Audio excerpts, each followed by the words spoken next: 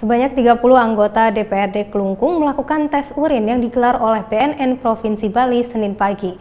Pelaksanaan tes urin untuk mencegah penyalahgunaan narkoba di kalangan wakil rakyat. Senin pagi, Badan Narkotika BNN Provinsi Bali melakukan tes urin terhadap anggota DPRD Kelungkung.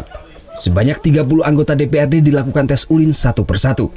Menurut Kepala Bidang Rehabilitasi BNN Provinsi Bali, Inyoman Altana, tes urin dilakukan untuk mencegah penyalahgunaan narkoba di kalangan anggota dewan. Pesatnya penyebaran narkoba saat ini tidak hanya terjadi di kalangan masyarakat umum saja, melainkan telah merambah ke kalangan legislatif. Rencananya tes urin ini akan dilaksanakan rutin dan menyeluruh ke setiap kantor DPRD Bali. Seluruh aparat pun bisa kena karena memang arus narkotika ini cukup deras dan cukup bahaya. Jadi agak sulit kalau mereka nggak mempunyai jiwa daya tahan yang berat dari pencegahan yang pernah beliau dengar, kita kasih tahu. Kalau nggak kuat, beliau ini siapapun boleh. Tingkat kerawanan sama, setiap orang, setiap manusia. Jadi ini harus waspada. Anggota DPRD Kelungkung pun menyambut positif tes urin ini. Selain sebagai upaya pencegahan narkoba, pelaksanaan tes urin juga dinilai sangat tepat untuk mengembalikan kepercayaan masyarakat terhadap fungsi wakil rakyat. Bagus ini, agar kita tunjukkan pada masyarakat.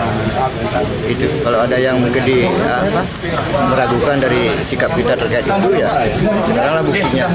Bahayanya narkoba yang saat ini mungkin sudah kita ketahui sangat banyak dan juga akan mengancam generasi kita. Jadi kalau diadakan secara rutin, sudah tentu orang yang ingin mencoba jadi takut. Nantinya hasil dari tes urin ini akan ditindaklanjuti ke pihak Sekretaris Dewan untuk mengambil langkah rehabilitasi bagi anggota Dewan yang positif narkoba. Tim Liputan melaporkan untuk NET.